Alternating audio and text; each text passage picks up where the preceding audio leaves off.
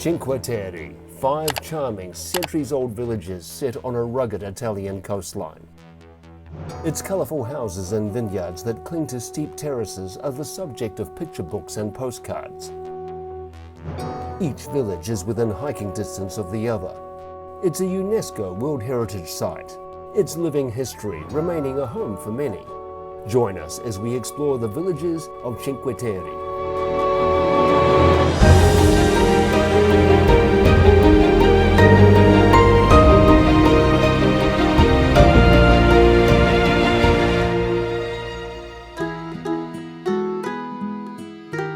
Located in the region of Liguria, Cinque Terre literally means 5 lands. The 5 villages making up this national park are Riomaggiore, Manarola, Corniglia, Vernazza, and Monterosso al Mare. Basing ourselves in Porto Venere, we'll leave from there every day to travel by ferry, beginning with the nearest village, Riomaggiore, which is village number 1. From there, we'll continue ferrying to village number 2, Manarola, and to our 3rd village, Vernazza. We'll put on our walking shoes and hike one of the trails connecting all 5 villages, in this case from Vernazza, going back in the other direction to Corniglia, our 4th village. Finally, to get to village number 5, we'll catch a train to Monterosso al Mare.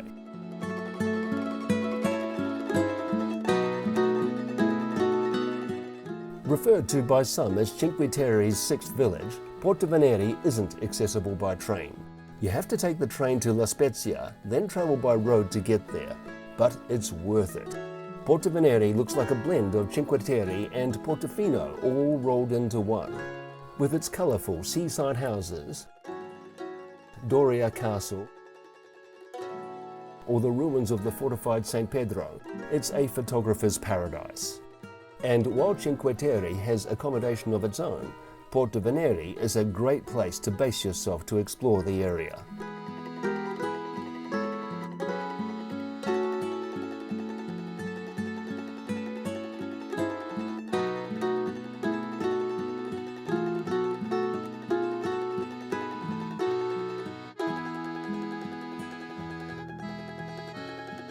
It has a very good ferry service, so you can easily access 4 of the 5 villages by sea, except for Corniglia. Corniglia is perched on the top of a cliff, so it has no port. But be aware that the seas can be a little rough in the winter months if you use the ferries. As our boat leaves Porto Venere and rounds the cape, you can just see Cinque Terre in the distance. It takes about half an hour to get to our first village, Riomaggiore.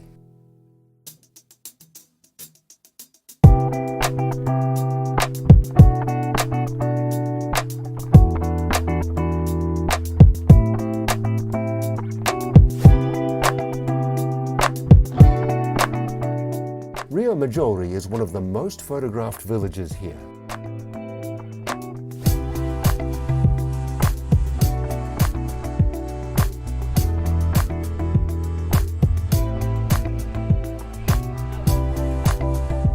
Although it's easy to spot the tourists, it's easy to spot the locals too. The older men gather to discuss local issues, while the younger cool off in the summer heat. The absence of a sandy beach here doesn't prevent the locals from enjoying the water. And why wouldn't they, with summer temperatures between 30 and 40 degrees Celsius, which is why weary travellers join them.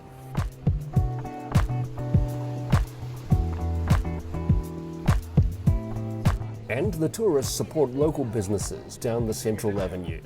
If you forget to pack anything, like that beachwear or that sun hat, you can count on lots of local shops to fill the void as you stroll up the main lane. And despite the village being wedged into a small valley, Riomaggiore manages to squeeze in a central town square.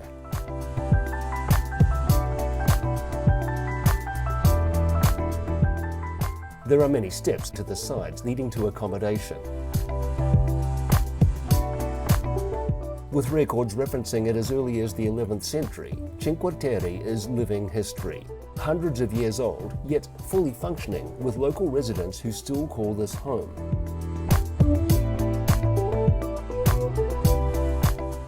and a tourist magnet for all who come to explore the quaint villages.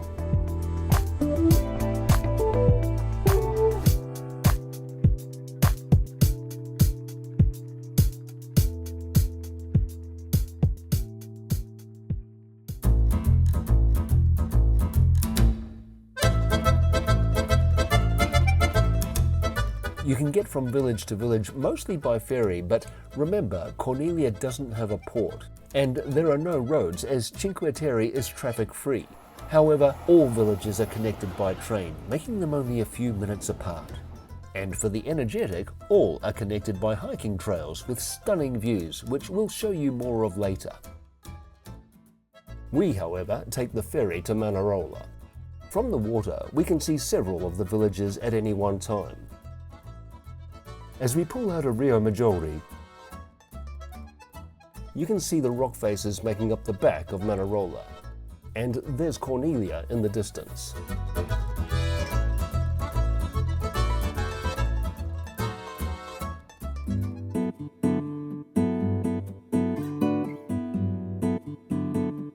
Manarola is also one of the most photographed villages in Cinque Terre, with picturesque scenes like this. Like much of Cinque Terre, the apartments you can see here, being lined on cliffs and terraces, can only be accessed by steep stairs. So you might decide to travel light when coming here to save yourself from lugging suitcases up and down. But the trade-off is views like these.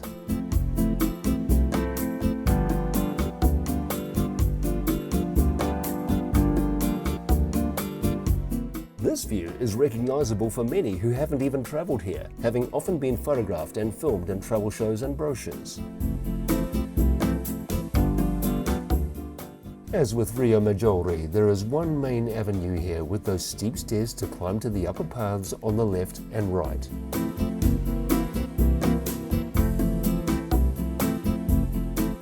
As you stroll up, you'll see cafes.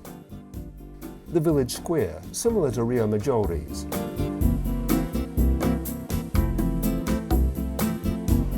Local people who seem to mix with the thousands of visitors.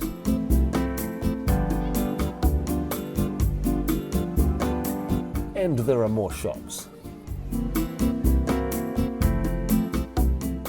At the top, you'll find a small square, cathedral and bell tower with this view.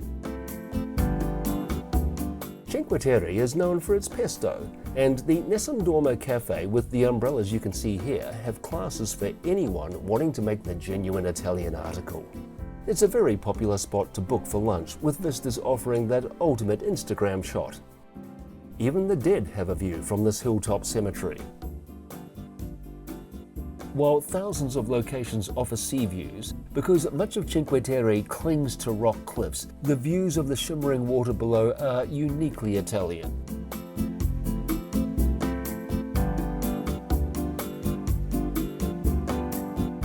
Given its location on the Mediterranean, seafood is plentiful in the local cuisine, which is why you'll see lots of small fishing boats.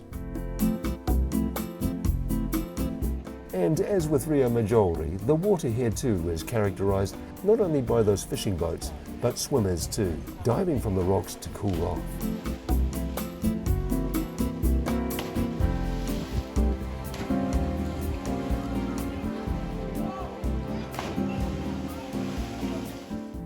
Getting on board our ferry, we cruise up to Vernazza. Vernazza is our third village as we make our way through Cinque Terre. It's distinctive with its fortified watchtower. Originally built in 1000 AD by the noble Ubertighi family, it was a way to secure the Ligurian coast and to establish a naval base. The defences you see were to protect them from pirate attacks, which were frequent. This base, with its fleet and soldiers stationed here, was pivotal in the conquest of Liguria over the next 2 centuries. In the 19th century, it became known for its wine production. It also has a more sheltered bay due to the well-built breakwater. It even has its own little beach. But as the crowds arrive, the sun worshippers are just as content to reserve a rock for themselves if a sandy spot becomes a wee bit scarce.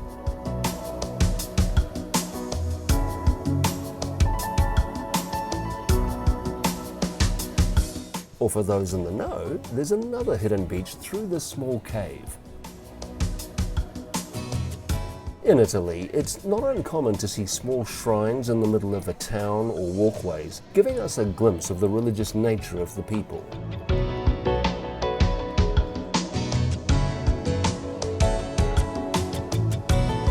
But religious structures are also used for public cultural events. This is Santa Margherita, the venue for Vernazza's famous opera festival.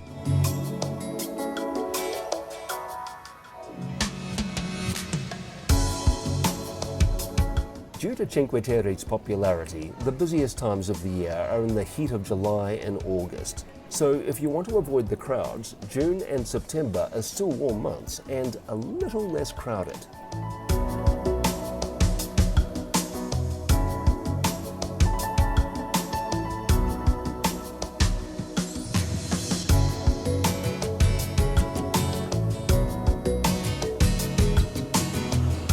If you decide to train to Corniglia, be prepared to climb 380 steps from the station to the village. After all, Corniglia is on a cliff top, which is why it's the only village that can't be accessed by ferry. Or you can get there through one of the hiking trails that connect all 5 villages. We set off on our hike to Corniglia from Vernazza. To use the trails, you pay a modest fee at the booths along the way. These fees are used to maintain the walkways. But in spite of this, you should have a reasonable level of fitness and be steady on your feet. The paths can be pretty uneven. Having said that, people of all ages hike these trails to walk from one village to the next, some using walking poles. So, why would you do it? Well, take a look at these views.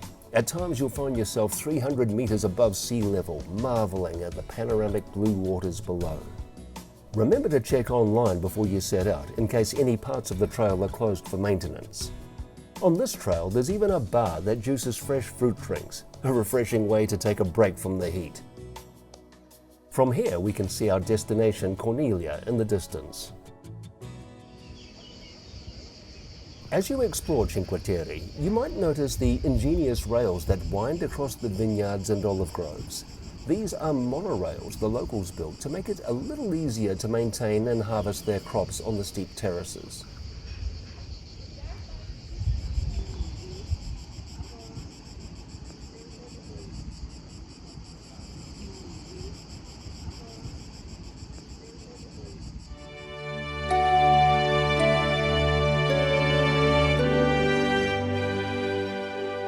Corniglia is a village in the sky, delicately balanced on a cathedral-like cliff top, and is the smallest of the 5.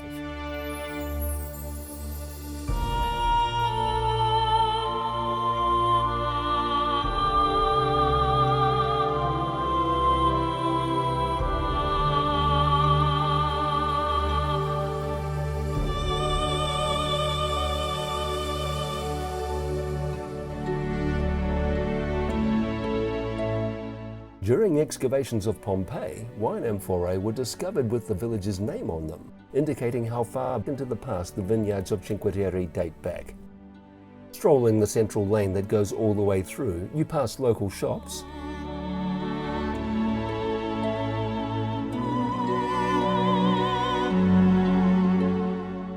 and the tiny Lago Tiraggio Square, with its 18th century oratory of the Disciples of St. Catherine, and the memorial of the fallen soldiers of World War I. Behind the church, you'll discover one of 2 main viewing platforms called the Ditch, the remains of a 16th century defensive tower. The lane finally ends here at the spectacular terrace of Santa Maria, named after a church that used to stand here, with views that reward you for making the climb to Corniglia.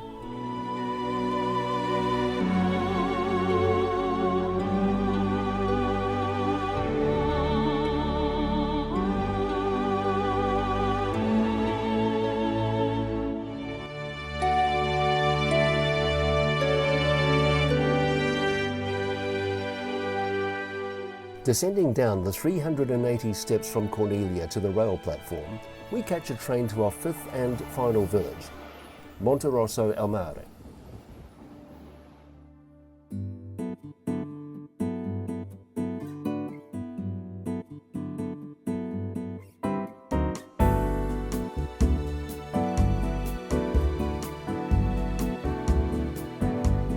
Monterosso al Mare looks less like a village compared to the other four and more like a seaside resort town.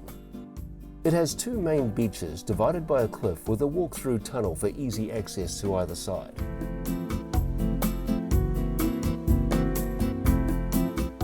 Unlike the other compact villages wedged into valleys or on cliff tops, the town has a sprawling seaside frontage.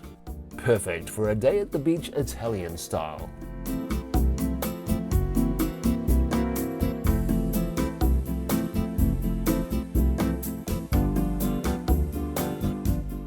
The cliff has a lovely viewpoint featuring a statue to the founder of the Franciscan Order, St. Francis of Assisi, known for his kindness and ministry to the poor, as well as kindness to animals.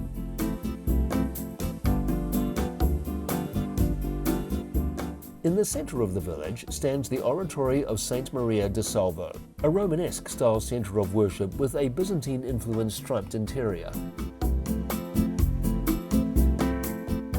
In 2011, torrential rain caused floods and mudslides in Cinque Terre. 9 people died and villages were severely damaged, particularly Vernazza and Monterosso al Mare. The villages have since been restored with big improvements to their defensive drainage systems. It's difficult to imagine such an event when you see the hordes of sun worshippers chilling on the shores of Monterosso al Mare.